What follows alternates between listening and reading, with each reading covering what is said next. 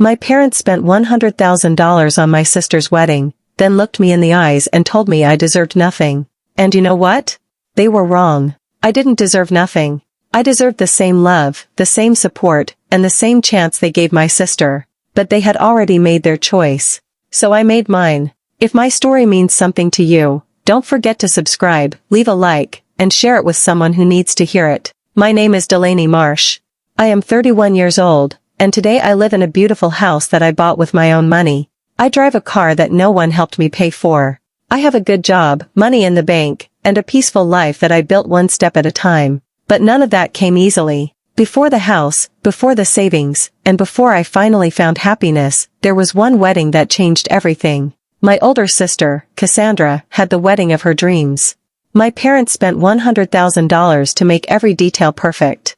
The flowers were everywhere, the food was expensive, the music never stopped, and the guests could not stop talking about how beautiful everything looked. I was one of the bridesmaids. I spent the whole day helping everyone else. I fixed Cassandra's dress, carried boxes, welcomed guests, and smiled until my cheeks hurt. The dress I wore did not even fit properly, but I never complained because I wanted my sister to enjoy her special day. 3 days later, my parents invited me to their house. I thought they wanted to thank me for everything I had done. Instead, they changed my life. We sat around the same kitchen table where I had eaten breakfast since I was a little girl. My father looked at me with a serious face. "Delaney," he said, "you're capable. You don't need our help. Cassandra does. That's just how it is." My mother quietly nodded beside him. That was it. No apology. No explanation. Just a decision they had already made. I was 26 years old. I worked part-time, owed $40,000 in student loans, and had only $912 in my bank account. Every month was a struggle, but somehow my parents believed I needed nothing. I sat there in complete silence, trying to understand how they could spend $100,000 on one daughter while telling the other she deserved no support at all. That night, I left their house with tears in my eyes. I had no idea that walking out of that kitchen would be the first step toward building a life none of them ever expected. Looking back now, I can see that the wedding was never the real problem. It only showed what had been true for most of my life. We lived in Denton, Texas, in a simple house where money was always something my parents worried about. We were comfortable, but every dollar had a purpose. At least that was what I believed when I was young. My father worked long hours, and my mother gave piano lessons from our living room. They loved both of us, or at least they said they did, but they loved us in very different ways. Cassandra was always the center of attention. If she was upset, everyone stopped what they were doing to comfort her. If she wanted something, my parents found a way to make it happen. They treated every problem she had like it needed to be solved immediately. I learned very early that my problems could wait. I wasn't loud. I didn't argue. I didn't ask for much. I finished my homework without being reminded and stayed out of trouble. Instead of thanking me, everyone simply expected it. Being responsible became my job, not something anyone appreciated. When I was 11, Cassandra got accepted into a summer arts program. My parents happily paid for it. They talked about how important it was for her future. Around the same time, I found a science camp that I wanted to attend. I spent days reading about it. I printed the application and kept it inside my desk drawer. Every night I looked at those papers. I never showed them to my parents.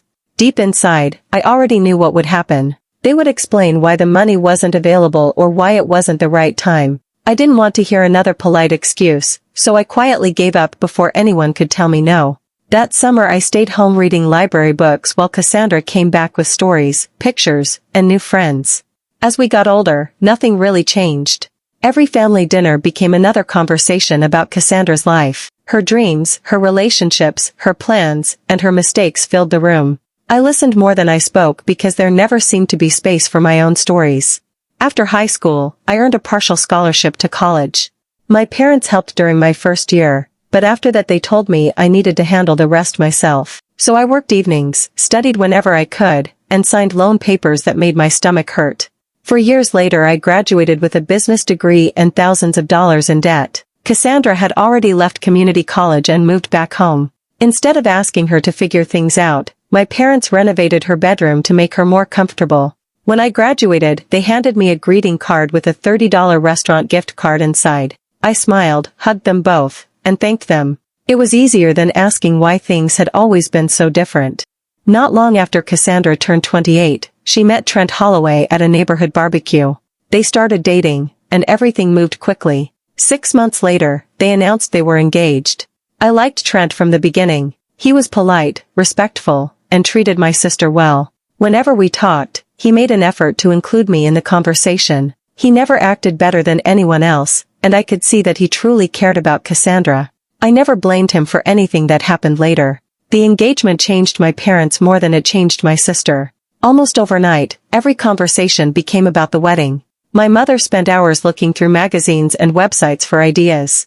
She called vendors, visited venues, and made endless lists. My father, who had never cared about decorations before, suddenly had strong opinions about flowers, music, and table settings. Whenever I called home, I barely had time to say hello before hearing another wedding update. If I tried talking about my own life, the conversation quickly returned to guest lists or wedding plans. Around that time, I had moved to Nashville for a new job. It was my first real chance to build a career. The pay wasn't amazing, but it was enough to cover my rent, groceries, student loans, and basic bills if I planned everything carefully. The work was challenging, and I enjoyed learning new things every day. One evening my manager called me into his office and offered me a promotion. It wasn't a huge raise, but it meant people noticed the effort I was putting into my job. I was proud of myself. That night I called my mother to share the news. She congratulated me, but before I could explain what the promotion meant, she interrupted me. "That's wonderful," she said. "By the way, Cassandra wants to ask if you'll be one of her bridesmaids." I already told her you'd probably say yes. For a second, I wanted to tell her I had hoped she would ask more about my job. Instead, I smiled even though she couldn't see me. "Of course," I answered. She sounded relieved, thanked me, and started talking about dress fittings before we ended the call. Over the next year, I helped whenever someone asked. I drove back to Denton on weekends to run errands, organize decorations, and help with planning. I spent hours writing invitation envelopes by hand because Cassandra wanted them to look personal. I bought a bridal shower gift even though it meant cutting back on my own spending for the month. When the wedding finally arrived, I stood beside my sister wearing the dress she had chosen. I smiled in every picture, fixed her veil before the ceremony, and made sure everything went as smoothly as possible. I wasn't jealous. I wasn't counting how much money my parents were spending. I truly wanted Cassandra to have a beautiful day. That was why what happened afterward hurt so deeply. I walked into that wedding believing everything was normal. I walked out of it about to learn that my place in the family had never been what I thought it was. The Sunday after the wedding was quiet. Most of the guests had already gone home, and the excitement was over. I stayed behind because there was still work to do. Chairs had to be returned, decorations packed away, and boxes sorted. I helped without anyone asking because that was what I had always done. That morning, my father made coffee while my mother sat at the kitchen table. She barely touched her cup. The room felt unusually quiet, and I could tell they wanted to talk about something serious. After we all sat down, my father cleared his throat. He thanked me for helping with the wedding and said they appreciated everything I had done. For a second, I thought that was all they wanted to say. Then the conversation changed. He explained that the wedding had cost much more than they had first planned. They had used a large part of their savings to make sure everything was perfect. I listened without interrupting because I thought he was only explaining why they would need to be careful with money for a while. Then he told me something I had never heard before.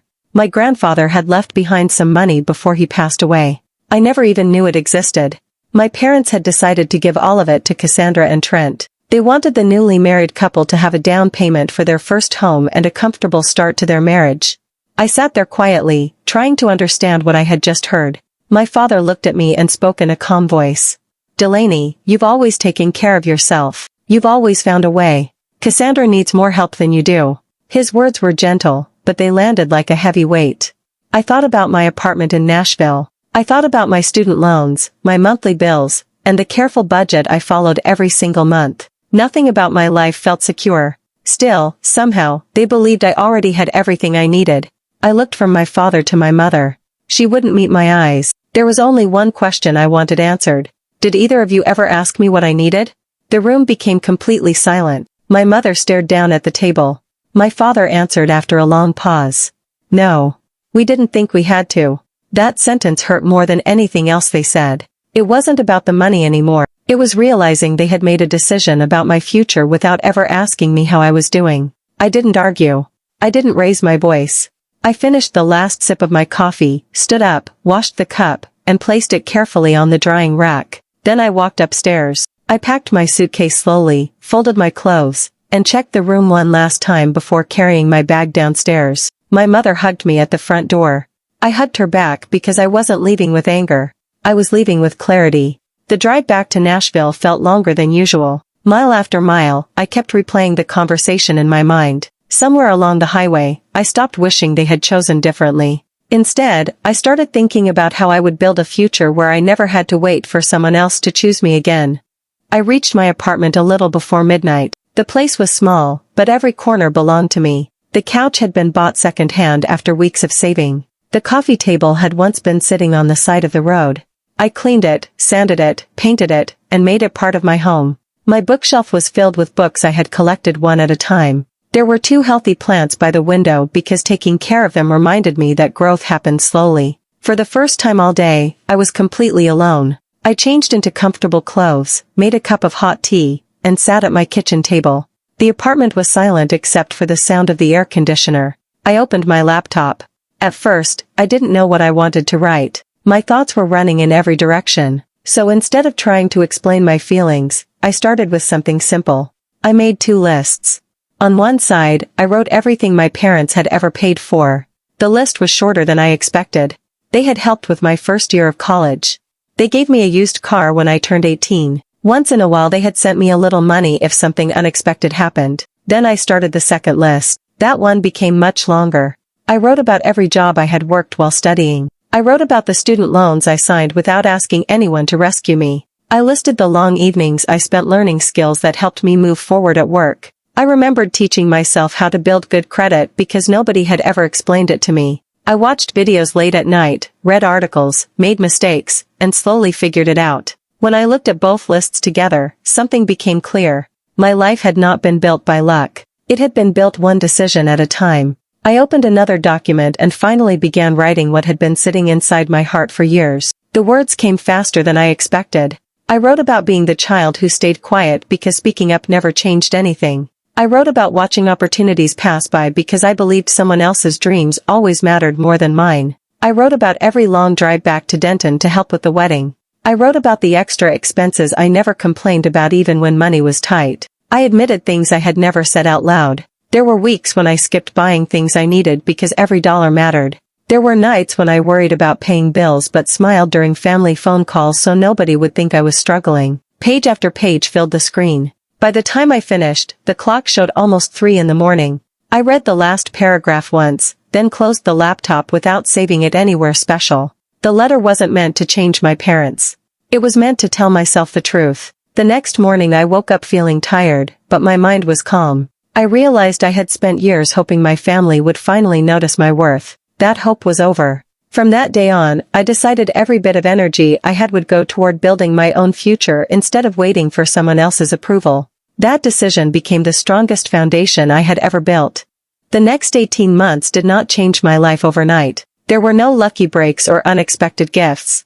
Most days looked exactly the same, and that was the point. I stopped waiting for something to rescue me and started building a future one day at a time. I worked my regular job during the week. When everyone else went home to relax, I came back to my apartment, ate a simple dinner, and opened my laptop again.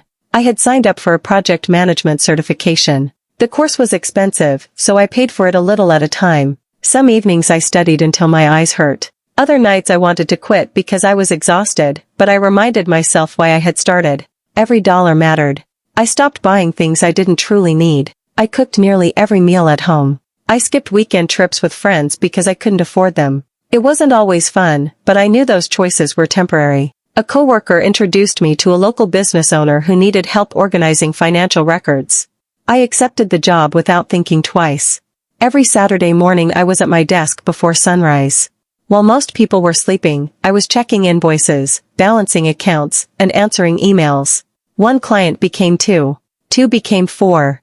I never advertised my work. People simply recommended me to someone they trusted.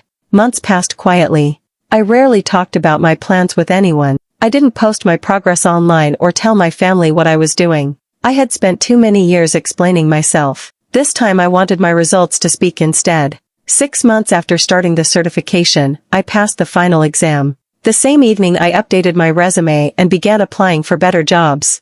The first rejection disappointed me. The second one hurt less. By the 7th rejection, I had learned not to take it personally. Then one company invited me for a phone interview. A week later they asked me to come in. A few days after that, they offered me the position. The salary was much higher than I had expected. The benefits were excellent, and for the first time I could picture a future that didn't feel like constant survival.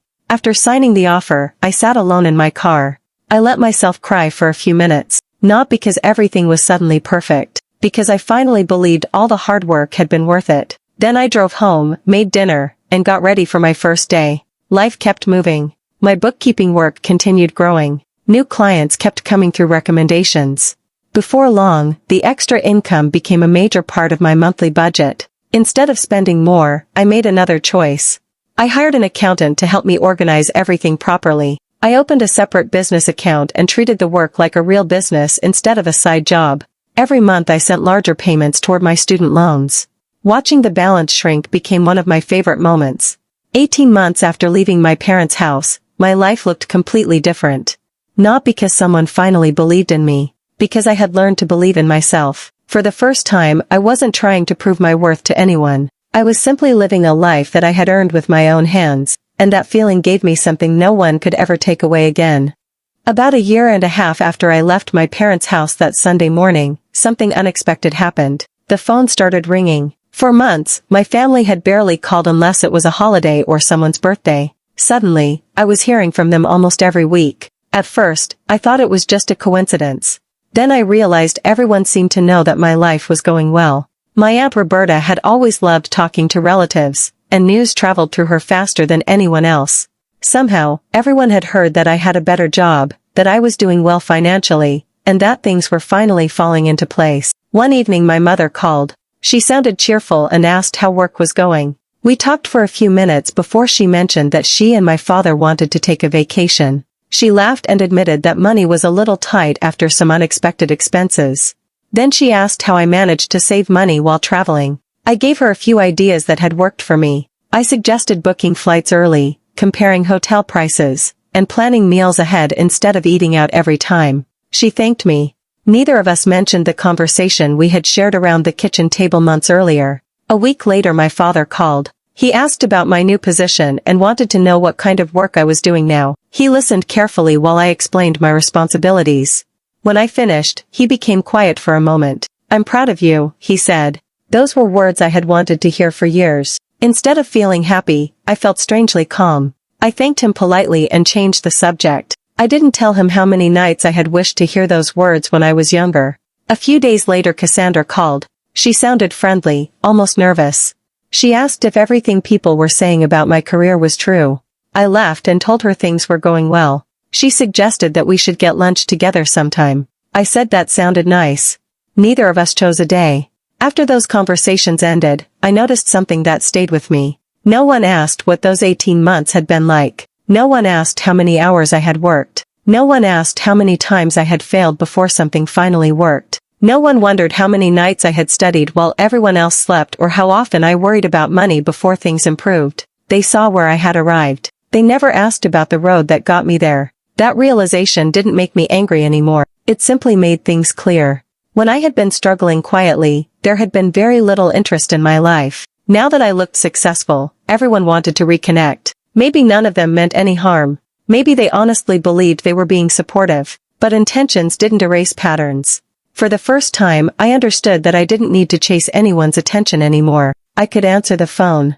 I could be kind. I could even enjoy the conversation. But I no longer measured my value by how often my family noticed me. My life was finally moving forward because I had stopped waiting for someone else to see what I had already learned to see in myself. That October, my parents invited the whole family to their anniversary dinner. They had hosted the same gathering every year for as long as I could remember. Aunts, uncles, cousins, close family friends, and neighbors all filled the house.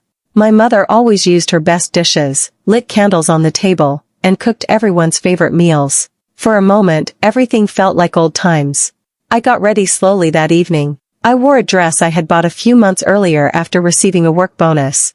It wasn't the most expensive dress in the store, but buying it without worrying about the price felt like a small victory. Outside, my car was waiting in the driveway. Every payment, every insurance bill, and every repair belonged to me. Nobody had signed the papers except me. It was another quiet reminder of how much my life had changed. Before leaving, I stopped to buy flowers for my mother and a bottle of wine for dinner. When I arrived, she smiled warmly and hugged me. "I'm so glad you came," she said.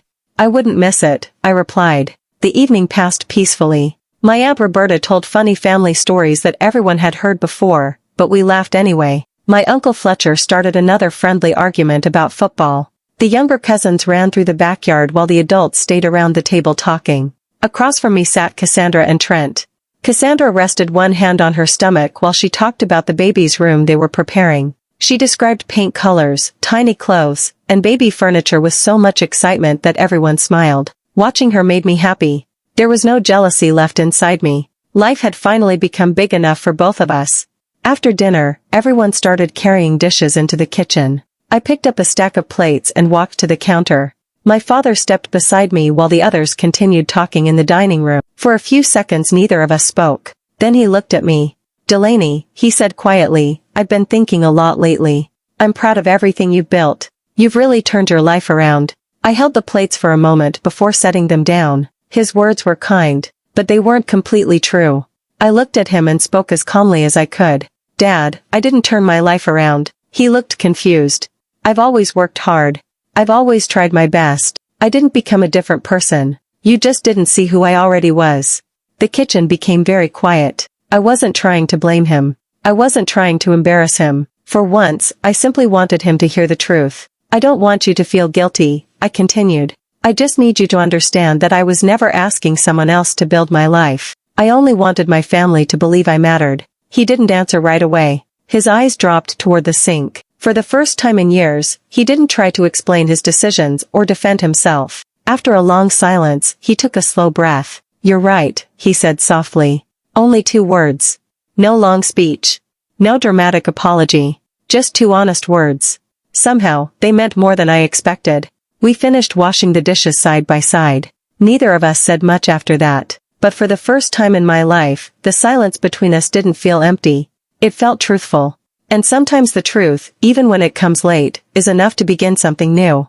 When I got home that night, I didn't turn on the television or check my phone. I changed into comfortable clothes, made another cup of tea, and sat down at the same kitchen table where so many important decisions had started. I opened my laptop and searched for a document I had not looked at in almost 2 years. It was still there. For a few seconds, I simply stared at the file name before opening it. As I began reading, I remembered exactly how I had felt the night I wrote those words.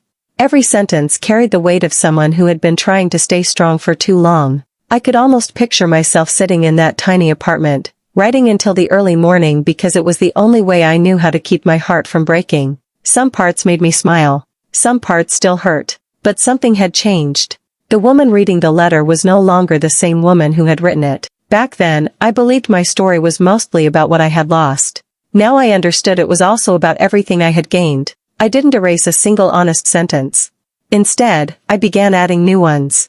I wrote about passing my certification after months of studying. I wrote about finding a better job and finally feeling secure enough to breathe without worrying about every dollar. I wrote about the bookkeeping business that had slowly grown because people trusted my work. I wrote about paying down my student loans month after month and watching the numbers finally move in the right direction. Then I wrote about the anniversary dinner. I described standing in the kitchen with my father and hearing him quietly admit that I had been right all along. Those 2 words did not erase the past. But they showed me that people could sometimes face the truth, even if it took years. The last part of the letter took the longest to write. I wanted my parents to understand something important. I told them I had forgiven them. Not because I believed they had made the right choices.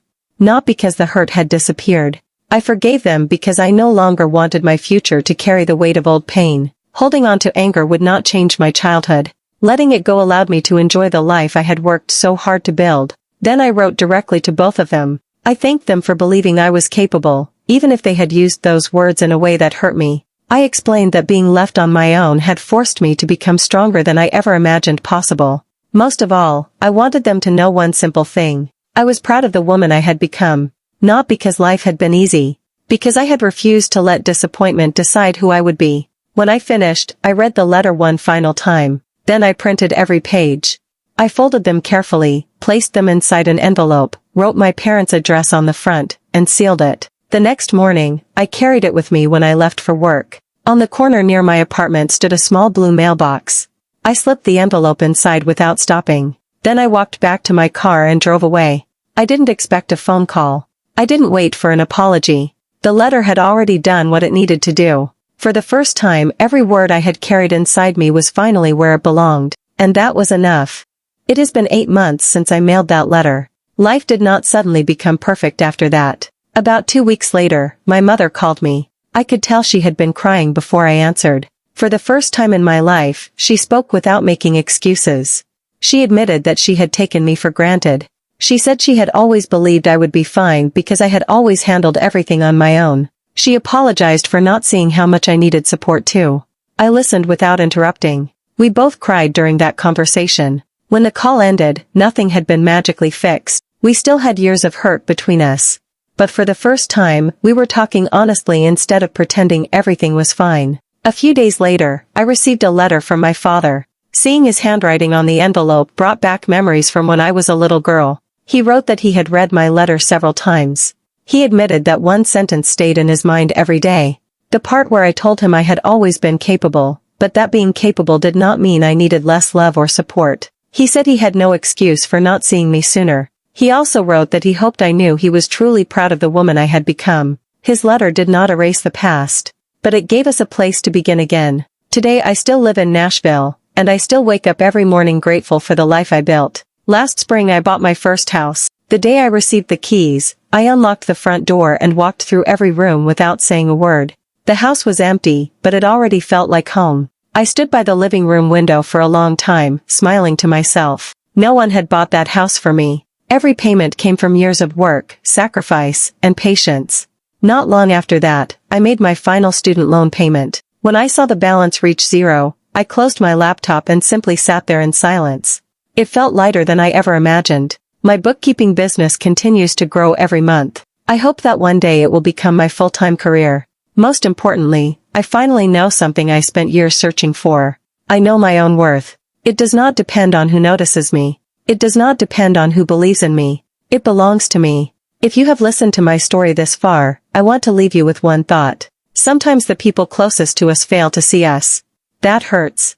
But their mistake does not have to become your future. Keep learning. Keep working. Keep believing in yourself even on the days when nobody else does.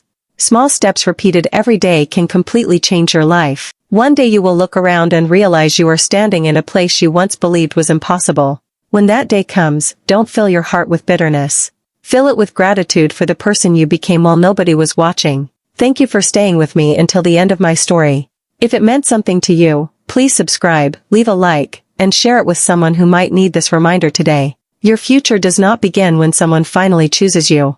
It begins the moment you choose yourself.